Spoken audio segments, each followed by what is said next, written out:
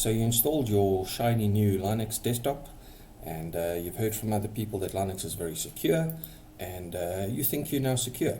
And you just did a basic install. This is Manjaro, just some theming changes, and so I also went ahead and I created myself in my documents folder a text file in which I put some secret passwords, and I didn't entrust my passwords to some kind of password manager, so I don't trust anyone except myself. And so I'm in control of this text document here, and I'm safe. Well, am I? And no, you're not safe. If you haven't encrypted this in some form, somebody could get to this without much difficulty at all. And all it takes is to boot from another Linux system, whether it be a USB, some live system, USB, CD-ROM, whatever the case may be. And you can then read the contents of this Manjaro disk, which obviously is not something we want. So I'll show you how we can get to this stuff from a different installation. So let's start up, for instance, let's choose Ubuntu. So I'll just select Ubuntu's ISO here, and that's what I'm going to be booting up with. So I'm still in my virtual machine here with Manjaro. So if I reboot Manjaro or restart Manjaro, it's now obviously going to boot off from the Ubuntu disk, and it's a live disk of Ubuntu, and through that we're going to get access to our Manjaro disk, and we'll be able to read that password file. Now many systems have, obviously, I won't say this is a problem, but many systems have this sometimes undesired feature, including Windows. But in Windows as well, you can use, what do they call it, BitLocker, and that's basically what you're going to be doing in Linux today. Now I know in the past BitLocker was reserved only for certain versions of Windows. If I remember correctly, the home editions did not have BitLocker. With Linux, you don't have that problem. Anyone can do it.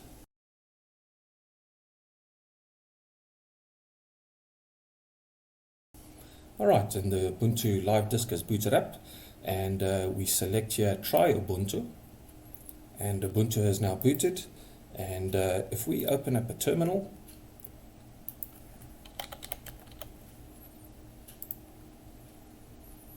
and we do a list block, we'll see that it's picked up SDA1 here, and this is our Manjaro disk. Okay, so if we close the terminal, we probably don't need to mount it. We already mounted.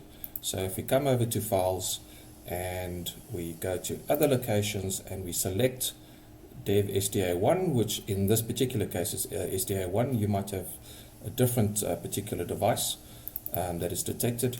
But alright, so we go into that, and this is all our Manjaro files. So if we come over to home and then DK and documents, and then we should be able to open up our password file and see, and there it is. So somebody has stolen your notebook or your desktop. If you haven't encrypted it, all they need to do is boot up into Linux, into a live Linux disk, and have access straight to your hard drive. I mean, they could even go further. If we close this document again and we just we browse this SDA1 Manjaro disk.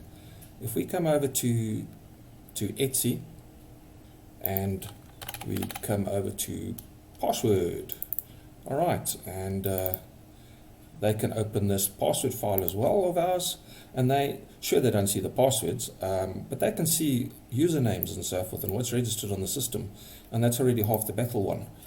They don't have access to your actual shadow file. So if we go to shadow, so you can't get in there. So there I've shown you how you can get access to a Linux system that is not encrypted by just booting up from a different Linux live CD. So the trick is obviously to do encryption of the hard drive. Now you can either encrypt the entire hard drive, or you can encrypt only your home folder, or there are other packages, applications which allow you to create a virtual hard drive into which you can then place your files, which will then be auto encrypted. I'll make a video about that at some point. But today we're just looking at LUKS to encrypt the entire hard drive, and also how to encrypt your home folder after the fact. So in other words, after you've done an install and you didn't do an encryption, how would you do the encryption now on that system? So let's continue with this Ubuntu disk here. So I'll just show you where Ubuntu asks you if you want to do the encryption. So we come here to install Ubuntu and start the installation process. Okay, I'm going to do a minimal install, makes it a bit faster. And this is where you have the option of doing your encryption. So if we come here to advanced features, we say use LVM and encrypt the new Ubuntu installation for security. Just remember that when you do this entire disk encryption, if you only have SSH access to this computer or to this installation, then you shouldn't be doing an entire disk encryption. The reason for that is when the system starts up initially, SSH is not running yet, the server is not running yet, but the disk is trying to be used to do a boot from. So if we say okay here, install now. So it asks us for a password. Now this password, it's very important to remember this. If you do not have access, direct access to your computer that you're doing installation on, then you shouldn't be doing a full disk encryption. The reason for that is when your system starts up initially, it's going to now ask you for this security key so that it can decrypt the disk and then boot up and then start the SSH daemon and so forth. Which means you can't type in this password unless you have access to the actual computer. Alright, then we just type in a very complex password and we can go ahead and do the installation. I'm not going to do the install now, I just wanted to show you this bit. I'll also show you though, yes, let's quickly look at Fedora as well. So I'm just going to quit this and then change my disk here to Fedora. Where are we? So now we're going to boot up into Fedora, and we're going to be able to do the exact same thing as we just did in Linux, in Ubuntu. We're still actually in the virtual machine on which we have the Manjaro installation. So I've shown you that through Ubuntu. We just booted up Ubuntu, and we could see the actual contents of the disk, the Manjaro disk. Now we're going to boot up with Fedora, and you'll see the same contents as well.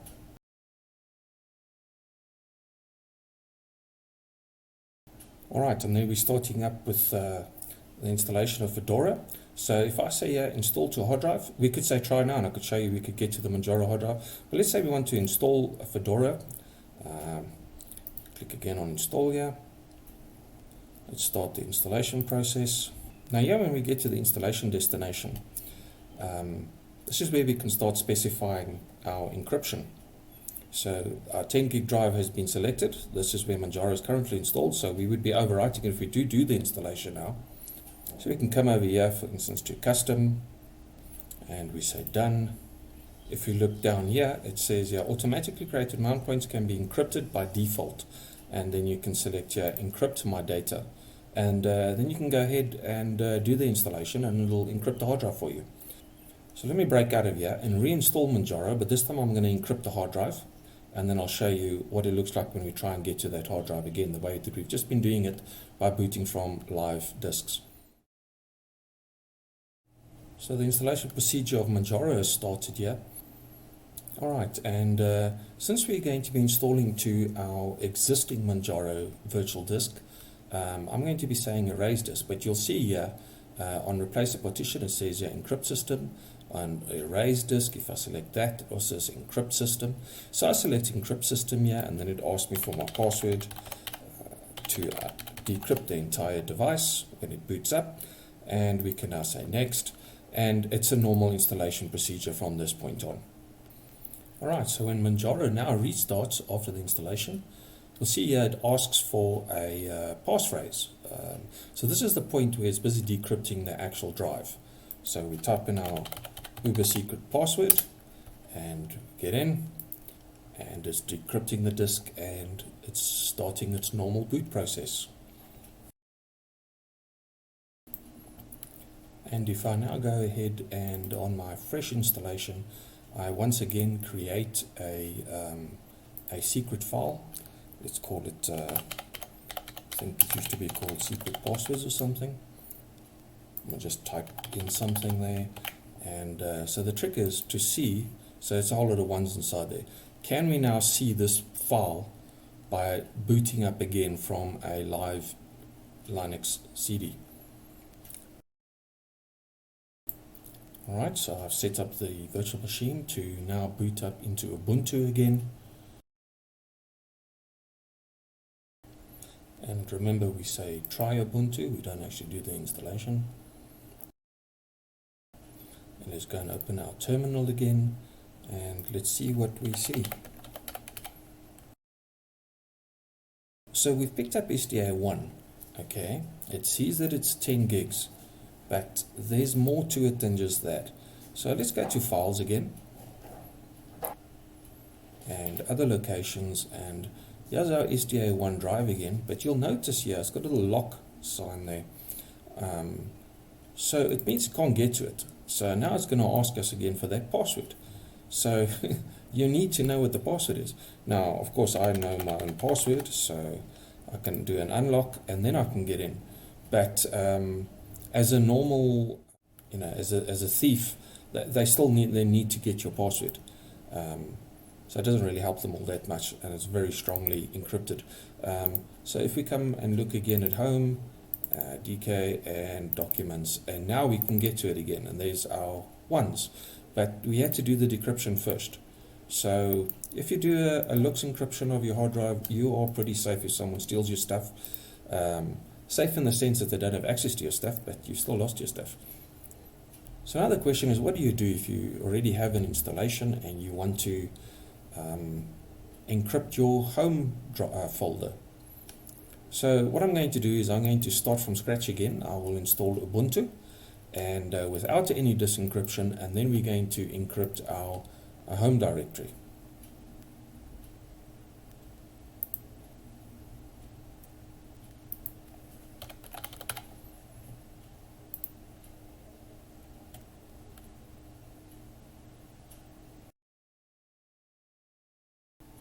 So Ubuntu has decided to finally complete its installation. I also did an update, and yeah, so we logged into Ubuntu, and we are currently not encrypted.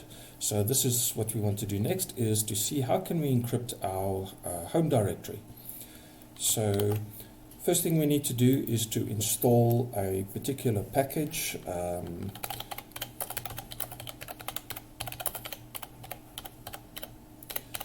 Encrypt FS utils, and on a Arch-based system like Manjaro or Endeavour OS, you can use sudo pacman -s, and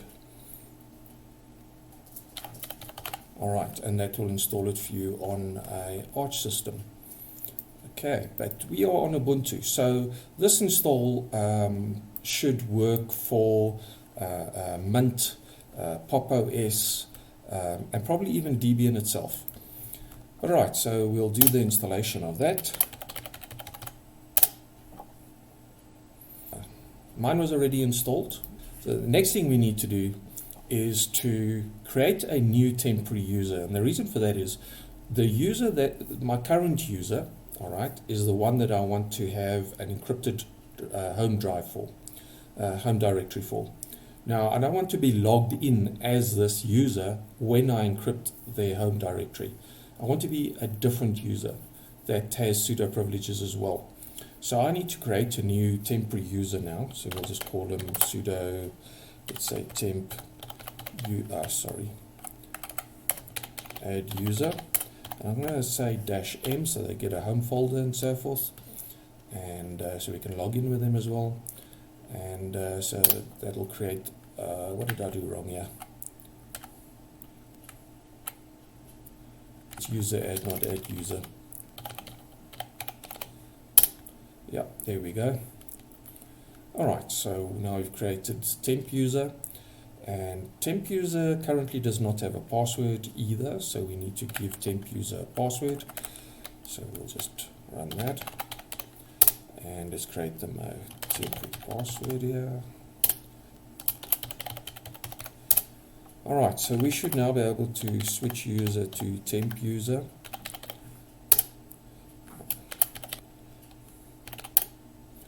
Yes, alright.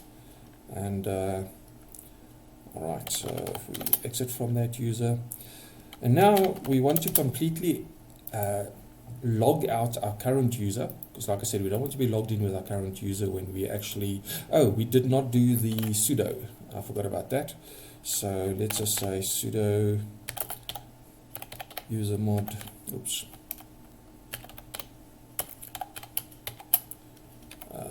ag sudo, and that is for temp user.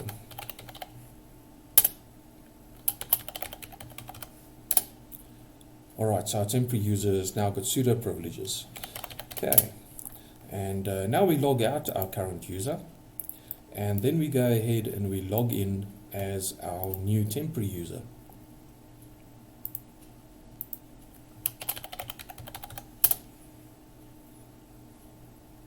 Alright, so we are now our temp user, so I can look there and it tells me that I am logged in as temp user. So now, as our new temporary user, we need to migrate our home directory for our original user, which is the username is just DK, and so we need to migrate their original home directory to an encrypted directory. So to do that, we can now use sudo, since we have sudo privileges.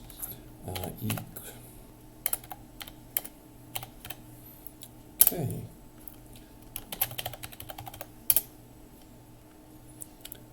And now it's asking us to log in as our other user, which is DK. So that's the DK's password.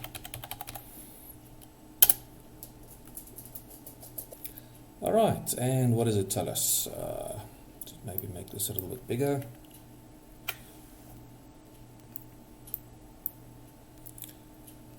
Okay, the encryption appears to have completed successfully. Must log in immediately before the next reboot to complete the migration. So that's very important. So the file encryption appears to have completed successfully. However, DK must log in immediately before the next reboot. So let's just open up a new terminal here. And I'm going to switch user to DK. And I'm going to log in as DK. And oh, alright, so it picks up that I'm in the temp user home directory, so something we can just do to fix that. So we say su-dk,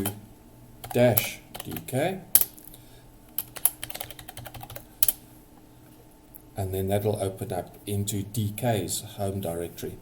So if we do a listing here, we can see our home directory there, and everything should be okay. Now, if you do have a problem, if it didn't ask you to log in and so forth and get your password, you can then specify, what is that command?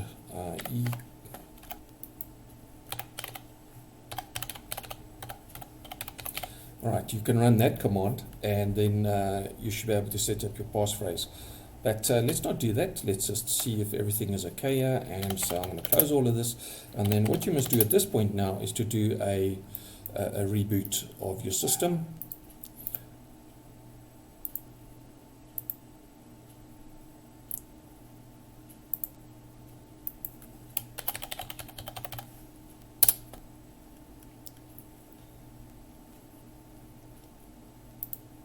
All right, and now we do a sudo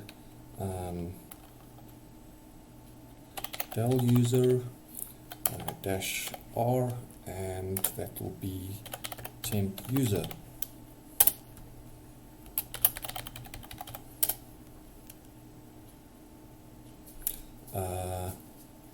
What did I do here? Did I again mix this up? Yes. Yes, okay. So if we do a listing of our home directory, okay, temp user is now gone, but there is our original user's home directory, and like I say, this funny directory here. And what is this? No. Okay.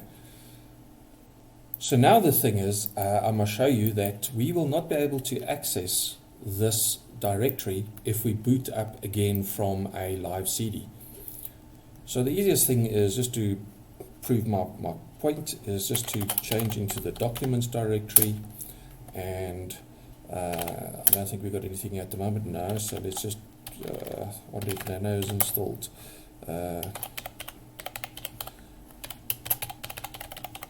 Okay, let's create secret passwords, and we'll put a whole lot of 2's inside there, and alright, and we can exit out of it again. So what I'm going to do now is I'm going to set up my virtual machine here to boot up again from Ubuntu, like we've been doing all the time, from the Ubuntu Live CD is what I mean, and see if we can access this installed Ubuntu.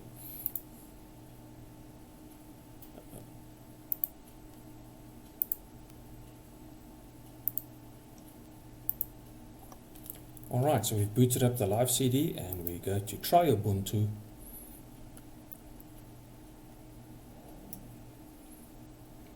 And let's come over to Nautilus here again, and let's go to other locations, and there's our 10 gig volume. In this case, okay, so we've got a smaller one here, SDA1, and then we've got our main one, which is SDA5. And we want to open this 10 gig. And we get into it and we come over to, so we didn't encrypt the entire hard drive, all right? We only encrypted our user DK. We only encrypted their home directory. So that's why we can see all this, all right? If we did it the entire hard drive, you wouldn't be able to get into here either. This is where it would ask you for your password. All right, so let's come over to home, and there's DK. We go into it. Can't see anything. All right, all good. And then we've got this directory here, and we come over to documents. Can't get into it, and that's where our file was lying, our password file. Yeah, we don't have access to it. So just as final proof, very quickly, I'm just going to log out of the system, and let's boot up our original Ubuntu installation again, just to show you that we can get to that file. Switch off that force unmount. Alright, and let's reboot again. Okay, we booted back into our normal user DK, and if we come over here to documents, there's our secret passwords file again. And why does he stick that all the way? It highlights that line like that, not very nice. Okay, so there we've done it. I've shown you where on many installations you can select to encrypt your entire hard drive. Alternatively, after the fact, you can select to encrypt, for instance, only your home directory. And obviously it goes without saying, if you're going to do any type of encryption, make sure you have backups, okay? Because if something goes wrong with your encryption, if you forget your password maybe, you cannot return to your data. It is gone. So make sure you got backups done. But that's it, guys. And hope that helped you. At some point I'm going to look at another tool I like using. It is basically a fork of the old TrueCrypt, which some of you would remember. It's called VeraCrypt, and that is multi-platform and does some great encryption as well. That's for another video though. See you guys. Bye.